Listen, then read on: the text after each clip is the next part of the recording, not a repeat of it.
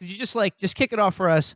What is Measure B going on in Los Angeles, and why are you devoting so much time to this? Yeah, Measure B is a very simple amendment to the Los Angeles Charter that would make it possible to create a public bank. That's it. That's all it does. It doesn't put any money towards anything. It just simply removes one regulatory hurdle, allowing for the ability for Los Angeles to be the first city in the history of America to vote to take our public money out of the Wall Street hell labyrinth.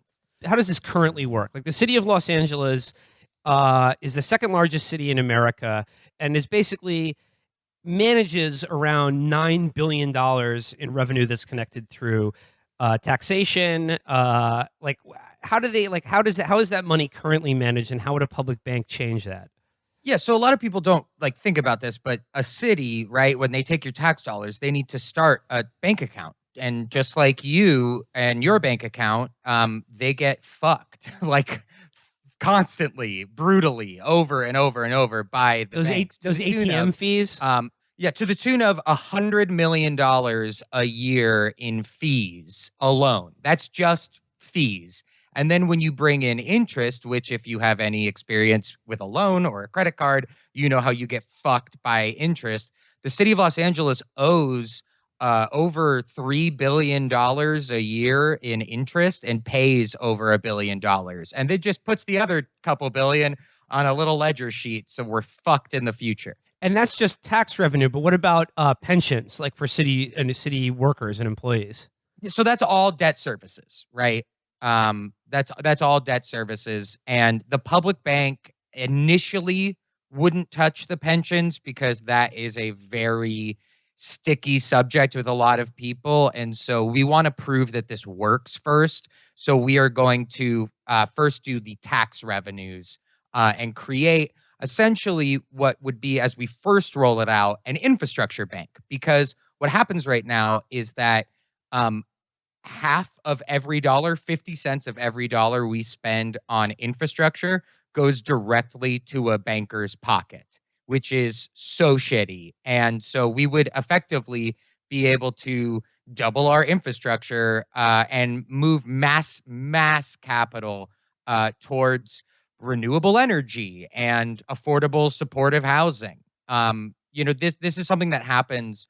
Like Germany, for example, has funded over 70% of their renewables with public banks. So let's say, okay, so this Measure B is on the ballot for this. Like, this is a measure that people in Los Angeles are going to vote on the 6th, right? Yes. All right. So let's say it passes on the 6th. Like, setting up this public bank, like, what would that actually entail, and how does a public bank work differently from, like, let's say, Wells Fargo, Bank of America, or Chase? Once, like, let's say that a public bank were now in charge of that, like, $9 billion in city tax revenue. Right. So a bank, right, by virtue of being a bank, is able to loan out 10 times its capital base and loan out 90% of its deposits. That's a very shitty flaw in banking, and that's what directly led to the 2008 financial crisis, because 90% of the deposits were gambled on these risky loans, and then the loans couldn't get paid back, and the banks went under. So a public bank would be able to loan out this money to not risky things like, infrastructure improvements and shit like that. Like right now, beyond the risky loans, our tax dollars, like if you go buy a fucking ice cream in Los Angeles, your sales tax goes to finance pipelines, to finance private prisons, including the very cages that separate undocumented children from their families.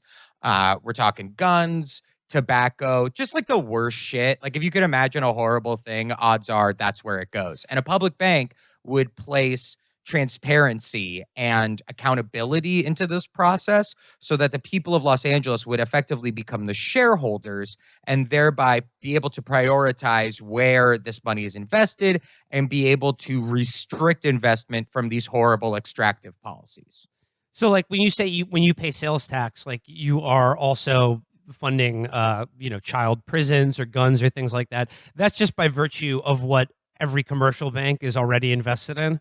Yeah, literally, like, just, they say there's no ethical consumption under capitalism, and that is very literal in this case. Another issue to deal with this public banking thing in California is what is the weed connection to all this, man? Yeah. Well, so actually, it's funny. That's sort of how it started, right? That's how the public banking movement gained traction, at least when it comes to elected officials. On the activist and organizer side, it grew from the divestment movement out of Standing Rock. But the big THC man has a lot of VC money, and so they saw public banking as the solution to the current crisis of just fucking not being able to deposit all this cash, because a public bank would not be FDIC insured, and therefore it would not have to go through any sort of federal regulations, meaning, Jeff Sessions wouldn't be able to just steal it and use it to make a rocket to shoot into a historically black college. So like the cannabis issue is something that we think public banking can offer a solution, but honestly, the cannabis people have enough money, they have enough lobbyists, that is going to be solved. And at this point right now, we're not really focusing on cannabis. We're focusing more on community development. Lame. Sounds boring. I want to be able to walk into my bank branch and immediately chief. This is bullshit. Yeah, Josh, I like a public bank. I don't want a toaster. If I'm in a public bank in LA, I want that loud. I want that strong ass pack. I want a free eighth when I open a checking account with the public bank. Done. Can you make that happen? You asked for it, I'm making it happen. Well, hell yeah. But when I say that though, when I open a checking account with the public bank, like would any citizen of Los Angeles be able to go into the LA public bank and keep their, just deposit money into a checking or a savings account with that bank? So at first, no, because that is an incredibly costly service, right? To provide checking and like savings for just like commercial reasons. We do believe that it should get to that point, and we're modeling it off of the very successful German Sparkasse, which, as I mentioned before, funds 70% of their renewables. It's also the bank of first resort for Germany and has been since, hundreds of years, I think, over 100 years. So the answer is eventually, yes, you will be able to. At first, we think that we're going to, this is a very like complicated and serious issue. And so we don't want to bite off more than we can chew. Right. But right now there's 600,000 people in Los Angeles, mostly people of color, that are unbanked, and they're getting preyed on by payday lenders. And so, eventually, yes, within a couple years, we hope we will be able to do this. I mean, and this is part of like, it would be like an important test case for Los Angeles, second largest city in America. But this is part of like a broader thing about creating about banking as a public institution rather than essentially a privatized casino. Like that's what we're talking about. Like banking as a kind of something that everyone needs, whether it's a municipality or an individual, but it like needs to be run as a kind of shared public institution in which there is, as you said, kind of democratic transparency and control over how that money is lent and what it's used for, versus JP Morgan Chase, Bank of America, Wells Fargo, that, let's be honest, are almost entirely criminal and fraudulent organizations. Yeah, exactly. There's you can't fucking call Lloyd Blankfein or Jamie Dimon, and be like, yo, hey, can you make sure to not spend my tax dollars on imprisoning children in cages? Thanks, dog. Like, that doesn't happen. There's no way. And the government has proven time and time again, our federal government, that they're not going to regulate these people. When you think of money, a lot of people just think of cash because we're not lunatics, but 80% of money, right, is something that we're never going to touch, that is only used by bankers. And most of it is in like international markets where there is no oversight.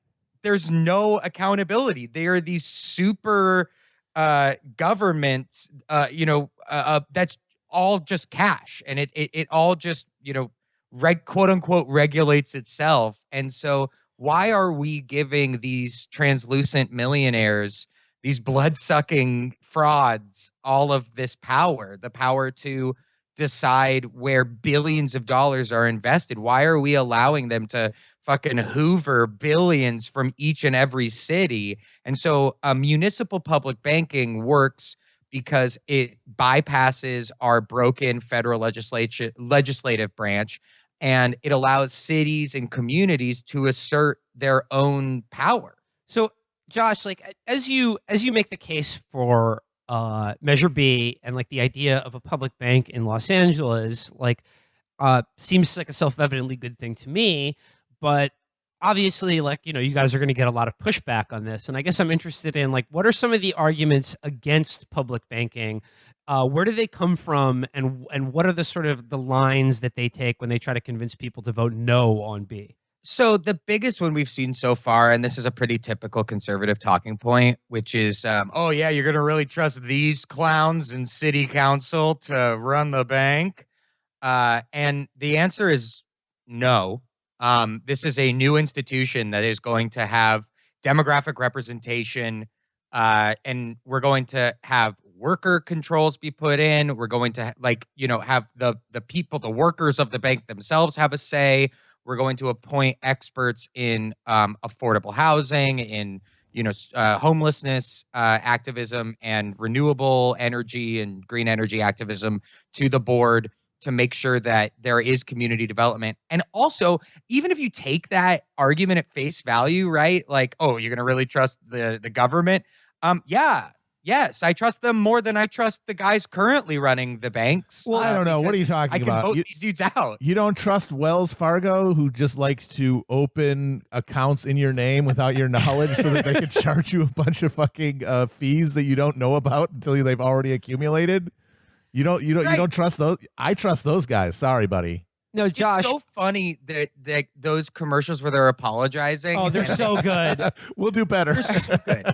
And they show like slow motion footage of like, the old timey like horse and buggy, like Wells Fargo covered wagons. And I just want to like tell whoever's making those commercials, like, hey, maybe showing a terrified animal with blinders on being whipped by a rich old white guy doesn't exactly say we're not going to force our employees to break the law anymore. Josh, I saw one of those commercials the other week, and it was like, again, it was like a period piece commercial, and they were like, last time there was a run on the banks, Wells Fargo let all our customers reopen their accounts based on a handshake and their word alone. Like, and we're continuing that tradition today. Sorry about that other stuff, folks, but we're going back to what started us here. Yeah, we got to go back 100 years to show the one good thing we've ever done. I sure would appreciate it if y'all took a gander at our paste bin. We sure are plumb sorry about every savings everything. Account. But Josh, I remember I was listening to a radio hit that you shared that was sort of like a debate with one of the Measure B, like one of the experts or people who are advocating for this public bank, and then someone who is essentially like a representative of, like, I don't know, the Orange County Better Business Consumer Bureau or whatever, some fucking ghoul. And like the main line of attack on the idea of a public bank that this guy came out with was, like you said, do you think the LA city government is going to run a bank better than, do they know more about banking than bankers? And I'm just like, he said, name one thing that the LA city government is good at. And it was like, what? And you're like, why would you expect them to be good at banking?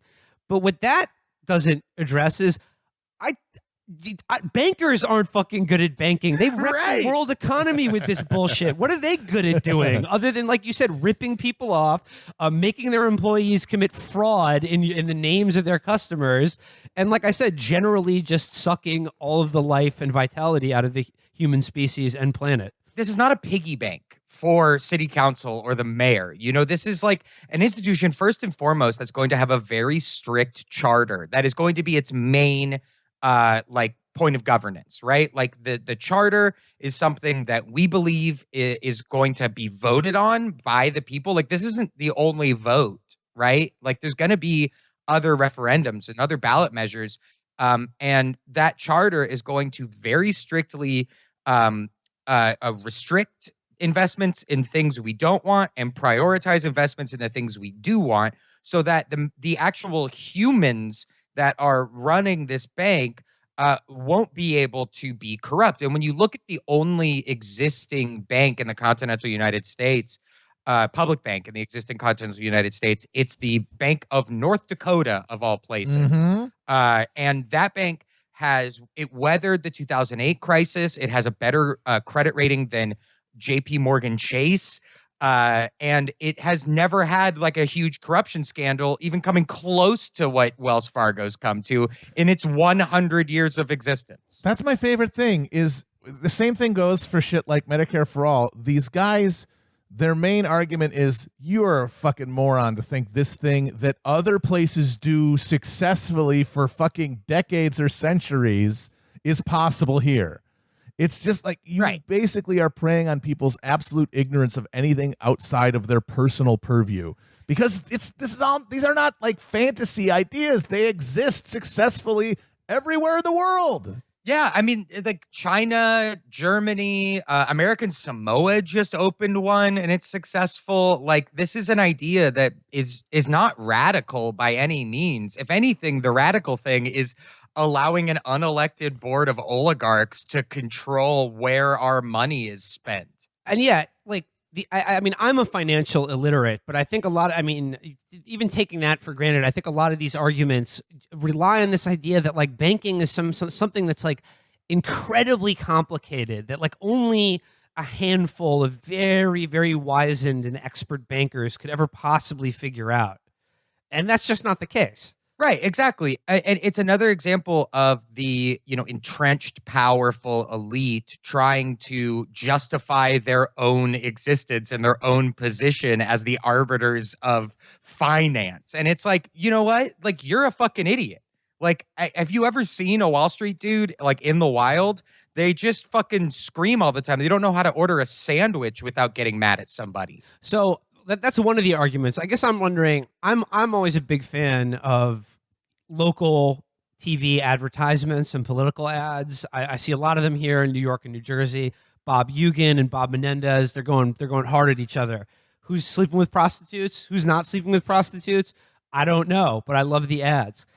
Do you guys have any yes on B ads, and are there any good no on B ads on TV in LA right now? And there's no on B ads yet, but we just got the head of the bankers lobby, the ABA in DC, just put an article out in The Hill about us. And so that to us indicates, okay, well, someone's getting paid now because they're fucking running shit in DC papers. So we believe there's going to be a big blitz against us. And if it's any indication, the opposition in the ballot, like if you actually read the ballot, there's like the arguments for and against. And the argument against, the dude that they found, this fucking necklace loser named Jack Humphreyville, who looks like the big Lebowski, not the good Lebowski, but the bad Lebowski. He literally wrote that the measure was, and I quote, baloney. It was a load of hogwash. Okay, Josh. In the ballot. Josh, I just looked this up. This is from The Hill from 5 days ago. A Public Bank is Risky Business by Rob Nichols, opinion contributor. And it says here, at a time when populist policy approaches are attractive to many voters on both the right and left, the idea of public banks has begun to get a bit more airtime. And he says, going on, it says, the risks of public banks are many, but a scattered business focus, undue political influence, and lack of oversight top the list. That last one is hilarious. Lack of oversight. Yeah, right? Like, what oversight do the actual banks have? Yeah, well, they're bored. Right, of course. Yes, the men who directly profit when they defraud their own customers. He says, America has more than 5,500 banks operating more than 80,000 branches, secure $13.5 trillion in deposit. The regulated commercial banking sector has a long track record of meeting the needs of small dollar borrowers, consumer depositors, and large-scale enterprises alike. From homelessness to education to drug abuse, cities like Los Angeles have huge problems to tackle. Why should voters add to those problems by replacing a system that works with a risky alternative that could leave them holding the bag? Yeah, right. Like the taxpayers have ever had to hold the bag for the banks before. That's never happened. Certainly not within the last 10 years. They had their thing, right? We're on the fucking hook regardless. So why can't we just get a taste? You know? He says, it also says, who would oversee this new bank? The proposed public bank would not have the FDIC insurance that consumers expect, meaning that their deposits would be protected not by the trusted FDIC, but by state or local politicians. Without professional regulators overseeing the bank, would it be swayed by the politically connected to make excessively risky loans? Think about writing that if you're the head of the American Banking Association. After they got the bailout, one of the things they bought with their ill-gotten taxpayer money was a fucking trepanning kit to drill holes in their heads to obliterate all their memories from before the fucking bank collapse. The banking sector is not well regulated. No. It blew a giant hole in the world economy. Let's be honest, they're probably going to do it again in the next couple years. Yes, if you 4 look years, at 4 or 5 years. All those risky mortgages, that's all coming back. Oh, it's happening right now, yeah. Risky. I mean, again, I know this was only 10 years ago, but after they just literally shot a load over the entire world economy, the U.S. taxpayer made them whole. Yep. Made them whole again, and then no homeowner was bailed out. Oh no. You know, No. like all of the people who were ruined by the people who use commercial banks or get loans from them, they weren't helped out. But all of the giant, too big to fail the banks were made whole again, specifically with taxpayer money because they are politically connected. Look every single person who has been charged of the U.S. Treasury Department comes out of either Goldman Sachs or another one of these huge fucking financial institutions. Draculus. Yeah, they are thick as thieves. And you want to talk about political influence over our banking system? Out of here. Tim Geithner basically ignored an order from Barack Obama to actually start thinking about breaking up the banks. He just did what Madison, those guys do when Trump says that they need to send SEAL Team 6 to kill the Hamburglar. He said, yeah, we're not doing that. And then he just slow rolled him and basically glad handed him until he got distracted by other things. Because that was the priority of the fucking banking industry. Well, and the fucked up shit, right? Like when we bailed out the banks, we gave them an interest-free loan, right? Yeah. We didn't even ask for we had all the leverage. We could have been all right, we want a taxpayer civilian oversight on the board. We want a government share of the bank so that the people can get in the rewarded by the profits that we literally are the only reason why they exist. Nothing. We just got an interest-free loan. We got the money back, and we were like, okay, thank you very much. Now please use whatever you want and lord over us. We beg you. I mean, one of the most fascinating and horrifying stories of the 21st century is how when the financial crash happened, and at a moment when Barack Obama was president, and at a moment when the entire predatory, plutocratic billionaire class of this country and the financial institutions who represent them genuinely needed the U.S. state. They genuinely needed the power of the U.S. government to help them, were given everything they asked for with no strings attached. There was not any attempt whatsoever to claw back even an ounce of power from these absolute vampires who, again, literally stole trillions of dollars and ruined the entire economy, and not to mention countless lies. They were given everything they asked for without a single string attached. And even that wasn't enough for them. And these people, I mean, they can't even countenance the thought of competition from the form of a municipal public bank in Los Angeles. Yeah, it's horseshit. And here's the other thing, right? North Dakota has the healthiest community banking system in the country, because guess what happens when there's a public bank? Local community banks are able to share risk with the public bank, thereby allowing for student loan debt refinancing, which would drastically improve the lives of millions of Californians and Angelinos, we would be able to help risk share so that we could put a death blow to, payday lenders and their 200% interest loans. Like, all this shit could go away, which actually helps bankers in the community that aren't the only people it hurts is these Wall Street plutocrats. And again, I want back to what I said earlier. I mean, the really terrifying thing about this is after the financial crisis and these people were bailed out, these same people, the predatory vampire plutocrat class, emerged from that financial crisis even more powerful than when they went into it. And that was entirely the result of the U.S. state letting them do that, rather than, let's be honest, the Chinese model of dealing with bankers, which I think would be honestly vastly preferable. Oh, yes. Uphold Xi Jinping thought on that one for sure. But Josh, I want to get into like this bigger idea of okay, so Los Angeles, you guys are hoping that this is going to be a test case. But if we expand the idea of a public bank to a national level and conceived of something like a U.S. national public bank that you mentioned that every citizen would be a shareholder in, what are the actually revolutionary implications of that idea? What it does is it places power in the form of money, right, in the hands of people. And I personally and we at Public Bank LA are advocating for municipal public banks because we believe that when you get closer to the street level, you have more of a say. It's easier to influence what's happening at the city level or community level, county level, than it is at the state or federal level. And the implications of having this, I mean, this is almost like, direct democracy. We have shareholder meetings, we could have shareholder meetings at the LA Coliseum, at these stadiums, right?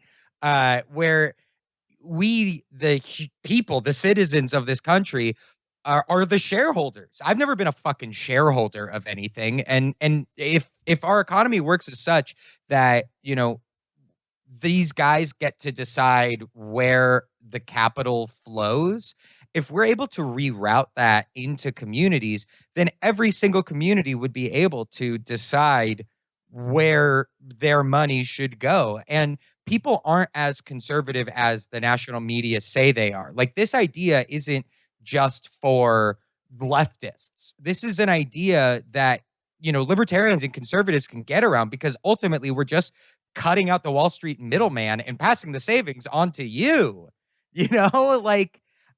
This would allow for the massive climate infrastructure spending that we need if our country is going to exist, if our world is going to exist in 40 years. And we're doing all this without raising taxes. Well, because this money exists. Let's lean into that for a second, though. What's another, I think, very good aspect of public? How exactly would this fuck over Wall Street? Because, I mean, that's really another big thing that we should be thinking about how to do. Yeah, it takes away their power. Right now, they have the unelected ability to decide what gets financed. And they've proven what they want to get financed, which is fucking leaky pipelines, guns and bombs and drones, and literally right now in Los Angeles, tobacco still for some reason. And we're not talking jewels. We're talking that old shit. Cough, cough. And fucking, we should get rid of that. We should not let them have that power. And so public banking would put that power in the hands of the community, and thereby really gut Wall Street's ability to impose its will on our country. Because this isn't democratic at all. This is not, there's no mechanism of democracy in this whatsoever. So simply, it really says a lot about the current financial industry and Wall Street that adding any layer of democracy, any mechanism of accountability would completely gut their business model. And, just again, more broadly speaking here, I think so much of this idea about what the banks do is just so complicated, and you really need experts who are, have been banking families for 3 or 4 generations to, really run the economy. Depends on this idea that this mystification of the economy, that the economy is just money, and people who have more money, necessarily should run the economy. And like, the economy isn't money. The economy is everyone in our society. There is no economy without the people in a country and their time and activity and time and labor. That's what the economy is. And there would be none of it without all of us. So I think we all deserve some kind of share and say in that money that we generate to keep this whole fucking thing going. Also, it's the only way we're going to get anywhere close to the sort of workers and citizen control of the actual mechanisms of production that is necessary to, as you say, survive as a species. Because if we just allow the fucking logic of capitalism to continue dictating these choices, it's just going to burn us to death, literally. Like, we have to take control of these reins, and things like public banking are really sort of the grassroots expression of that, and a chance for people to really get it through their head that they have the ability to do this stuff, that it isn't some sort of occult mystical path that only the adept, only somebody who's been to like the Wharton School and put their dick in the mouth of a dead pig can actually handle. That this is stuff that all of us have a right and a responsibility and frankly a necessity to engage with. Yes, and when you talk about interest, right? When you talk about interest earned, that interest is earned in the form of labor. That interest is earned in the form of real people working. Like, that's where that money comes from, right? So why does it just go away from us after we earn it? So it would allow us to, sort of recapture the fruits of our labor. And, Matt, what you were saying about, like, getting control of like the means of production, like, we don't work in factories. Most people don't work in factories in America anymore. And what are you going to reclaim? Your laptop? Like, reclaiming the means of production in the 21st century is reclaiming the mechanism of finance. And that is the power, right? The bank's power is to call debt an asset. To be able to call a loan an asset is that's how the banks literally create money, right?